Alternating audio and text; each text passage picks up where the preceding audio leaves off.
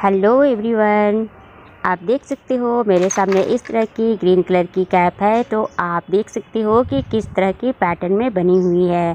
तो फ्रेंड्स, आज हम इसी स्टाइल में और एक कैप बनाने वाले हैं। आप इसके अंदर की साइड भी देख सकते हो कि इसकी डिज़ाइन कैसी है और बाहर की ओर देख सकते हैं कि इसकी डिज़ाइन कैसी है। तो चलिए बनाना स्टार्ट करते हैं। तो बनाने के लिए आप कोई भी धागा ले सकते हैं जो आपको अच्छी लगे। तो बनाने के लिए सबसे पहले इस तरह से एक सर्कल बना लेते हैं और उसके ऊपर में हम फिर क्रोशिया फंसा लेते हैं। तो आप देख सकते हैं वीडियो में कि मैं किस तरह से कर रही हूँ। तो इस तरह से क्रोशिया फंसा लेने के बाद हमें इस पर टोटली 54 यानी 54 चेन हमें बना लेने हैं। क्योंकि मैं छोटे साइज़ की कैप बना रही हूँ, इसीलिए इस पर मैं 54 चेन ही बना रही हूँ। आप अपने हेड के अकॉर्डिंग कैप बना सकते हो और उसी के अकॉर्डिंग आप 60, 70 या 80 चेन बना सकते हो। तो इस तरह से हम टोटल 54 चेन बना लेते हैं।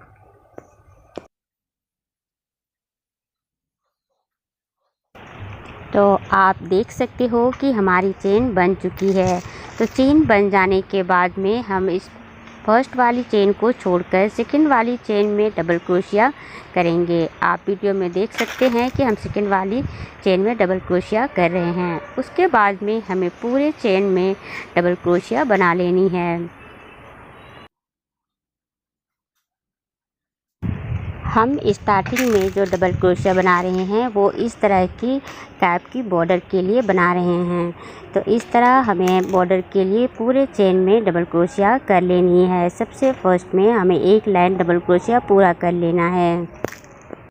तो आप देख सकते हो कि हमारी एक लाइन की डबल क्रोशिया कंप्लीट हो गई है। उसके बाद में हम सेकेंड लाइन में भी इस तरह से डबल क्रोशिया करेंगे। तो नीचे जो होल वाली जगह दिख रही है वहाँ पर से लेते हुए इस तरह से हम डबल क्रोशिया सेकेंड लाइन में भी कर लेंगे। हमें 3 लाइंस डबल क्रोशिया करनी है। तो एक लाइन पूरी हो चुकी है, एक बना रहे हैं और उसके बाद में थर्ड लाइन में भी हम डबल क्रोशिया करेंगे। तो आप जो गैपिंग वाली जगह देख रहे हैं ना, यहाँ पे वहीं पे हमें वहीं पर से लेते हुए हमें डबल क्रोशिया करनी है। सेकंड लाइन में डबल क्रोशिया इस तरह से करते जाने पर आप देख सकते हैं कि किस तरह की डिज़ाइन बन रही है। तो इस तरह की डिज़ाइन बनते हुए जाएगी।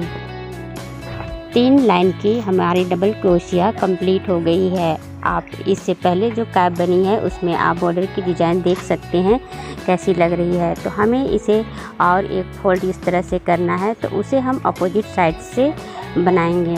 अभी हम इसके ऊपर की डिज़ाइन बनाना स्टार्ट करते हैं। ऊपर की ओर डिज़ाइन करने के लिए हम वाइट कलर का और डार्क गुलाबी कलर का ऊल इस्तेमाल करेंगे। तो सबसे पहले हम गुलाबी कलर के ऊल का इस्तेमाल कर रहे हैं। तो इस तरह से क्रोशिया फंसाते हुए हमें गुलाबी धागे को पीछे की ओर करना है और उसके बाद में हमें इस तरह से ऊल को निकालते हुए हर फंदे से इस तरह से निकालते हुए जाना है। हमें उन्हें भूनना नहीं है, इस तरह से सीधे निकालते हुए जाना है और क्रोशिया में फंसाते जाना है। और पूरे लाइन में हमें इसी तरह से घुसाते हुए आगे जाना है और पूरा कंप्लीट कर लेना है।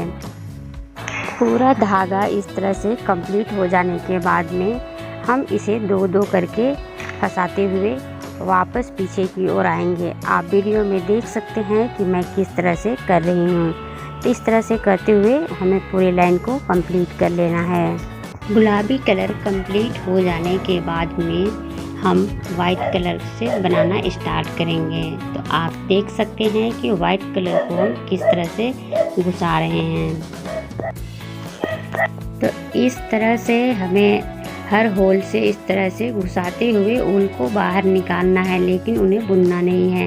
तो पिछली बार जिस तरह से हम सारे धागों को निकाल कर क्रोशिया में कर लिए थे, उसी तरह से वाइट धागे को भी इस तरह से निकालते हुए आप वीडियो में देख रहे हैं कि किस तरह से मैं होल से निकालते हुए इन्हें पूरा कंप्लीट कर रही हूँ। तो इस तरह से पूरे लाइन के धागों को इस तरह से निकाल के हमें कंप्लीट कर लेना है।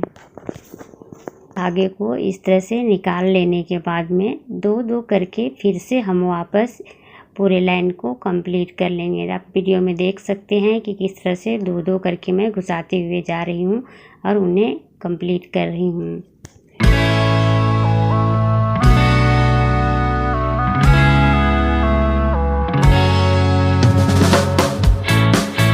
इस तरह से वाइट धागे को भी हम इस तरह से कंप्लीट कर लेते हैं। कंप्लीट हो जाने के बाद में आप डिज़ाइन देख सकते हैं कि किस तरह की लग रही है। उतनी क्लियर दो लाइन में नहीं आ रही है, लेकिन जैसे जैसे हम आगे बनाते जाएंगे उसकी डिज़ाइन क्लियर होती जाएगी। तो इस तरह से हमें एक बार गुलाबी कलर करनी है, उसके बाद में एक बार वाइट कलर करनी है। तो इस तरह से हमें करते हुए पूरे प्रोसेस को कंप्लीट कर लेना है।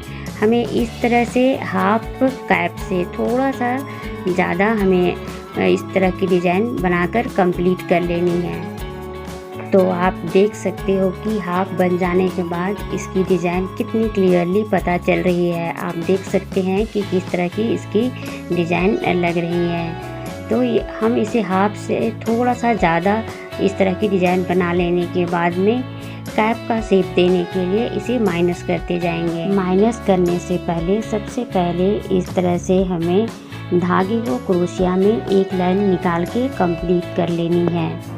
इस तरह से कंप्लीट हो जाने के बाद में हम 10 फंदों को निकाल लेंगे।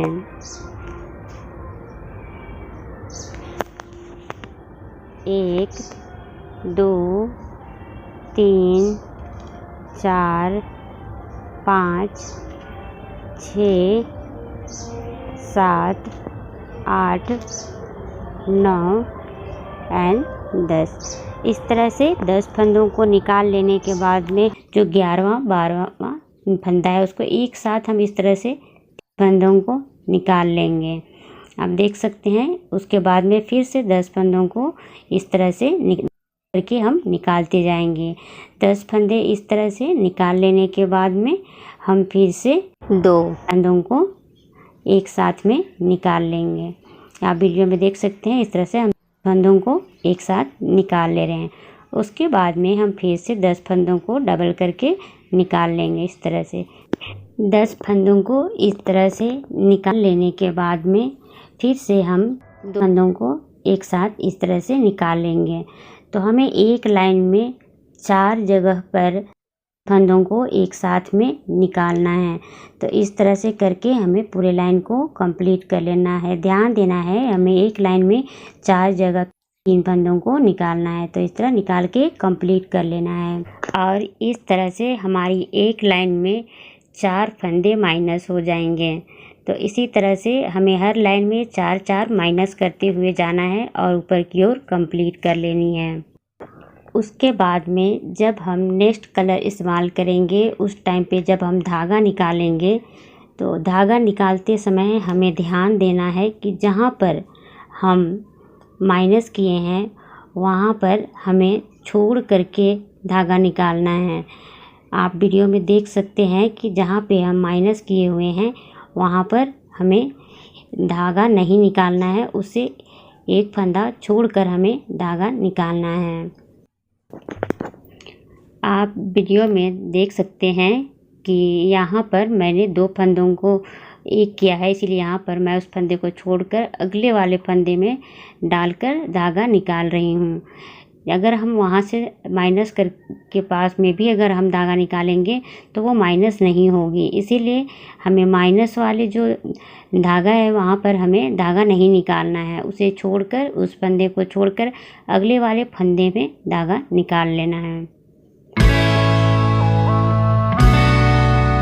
जब गुलाबी धागे को हम इस तरह से निकाल के कंप्लीट कर लेते हैं उसके बाद में इस लाइन में हमें 10 नहीं बल्कि 9 फंदों को हमें निकालना है, क्योंकि पिछली लाइन में 4 फंदे माइनस हो गए हैं। इसीलिए 9 फंदों को इस लाइन में हमें निकालना है। सारे जगह पे 9-9 फंदे हमें निकालने हैं। उसके बाद में 2 फंदों को एक साथ निकालना है और उन्हें माइनस कर लेना है। तो आप देख सकते हैं कि यहाँ पर हमने पिछली लाइन में माइनस किया था, तो यहीं पर हम एक आगे और पीछे वाली को करके इस तरह से हम 2 फंदों को एक साथ करके यहाँ पे और एक माइनस कर देंगे। माइनस करने के बाद में हम फिर से 9 फंदों को डबल करके निकाल लेंगे इस तरह से। उसके बाद में फिर से जहाँ पे हमने पिछली लाइन में माइनस किया है वहाँ हम फिर से एक फंदे को माइनस कर लेंगे। तो इस तरह से हम हर लाइन में 4-4 फंदे को माइनस करते जाएंगे। जहाँ पर हम माइनस किए हैं वहीं पर हम हर लाइन में माइनस करते जाएंगे। तो इस तरह से हमारी माइनस होते हुए ये गोलाकार शेप ले लेगी।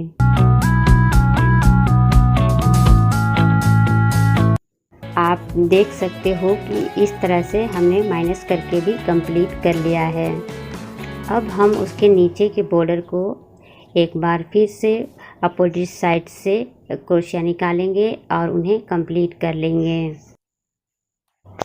तो इस तरह से हम पीछे की ओर से फिर से डबल क्रोशिया करेंगे। आप देख सक रहे हैं कि इस तरह से हम डबल क्रोशिया कर रहे हैं। तो पूरे लाइन में हम इस बार डबल क्रोशिया निकाल लेंगे और फिर से शुरुआत की तरह ही हम पीछे साइड पे 3 बार डबल क्रोशिया 3 लाइन निकाल लेंगे। इस तरह से हमारे अपोजिट साइड की भी डबल क्रोशिया 3 लाइन में कंप्लीट हो गई है। आप देख सकते हैं कि इस तरह से ये कंप्लीट हो गई है। अब इन्हें हमें फोल्ड करके क्रोशिया की हेल्प से ही इन्हें जॉइंट करना है। तो आप देख सकते हैं कि मैं किस तरह से इन्हें जॉइंट कर रही हूँ। हम ऊपर वाली चेन को लेते हैं और नीचे की लाइन की हम एक होल से निकालते हुए इस तरह से फंसाते हुए हम क्रोशिया से इन्हें जॉइंट कर देते हैं और पूरे बॉर्डर को हम इस तरह से करके जॉइंट करके कंप्लीट कर लेते हैं।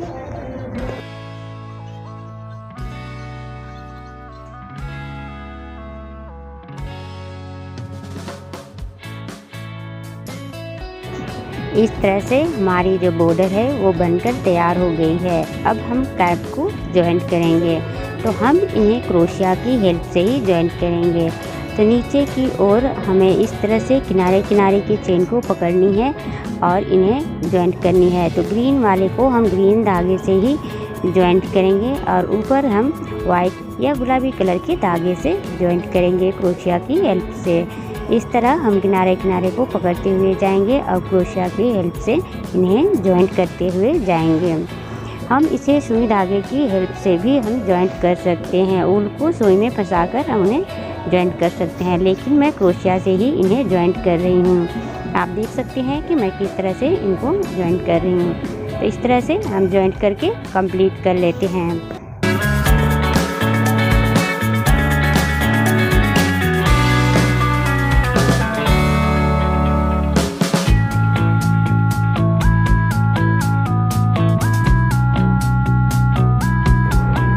इस तरह से हमारी जो कैप है वो बनकर रेडी हो गई है। तो आप देख सकते हैं कि उसकी उल्टी साइड पे कैसी लग रही है डिज़ाइन और उसकी सीधी साइड पे उसकी डिज़ाइन कैसी लग रही है। तो मैं छोटे बच्चे के लिए छोटी सी कैप बनाई हूँ। तो आप देख सकते हैं कि कितनी प्यारी लग रही है। तो इस छोटी सी कैप में चूँकि बच्चों के कैप पे टैसल्स अच्छे लगते हैं तो मैंने इस पर टैसल्स भी लगा दिए हैं। तो आप देख सकते हैं कि टैसल्स लग जाने के बाद ये कैसे लग रहे हैं। तो इसी पैटर्न्स और इसी डिज़ाइन में मैंने और एक कैप बनाई हुई है। आप देख सकते हैं ग्रीन कलर में। तो दोनों के पैटर्न और डिज़ाइन सेम है। आप देख सकते हैं कि कैसी लग रही है। मैं बच्चे के लिए बनाई हूँ तो उस पर टैसल डाल दी हूँ और जो बड़ों के लिए बनाई हूँ उस पर मैंने टैसल्स नहीं डाला है। तो आप देख सकते हैं किस तरह से लग रही है। तो फ्रेंड्स, आपको मेरी ये वीडियो कैसी लगी कमेंट कीजिएगा और मेरी जो कैप है दोनों में से कौन आपको सबसे ज़्यादा अच्छी लग रही है ये भी कमेंट कीजिएगा।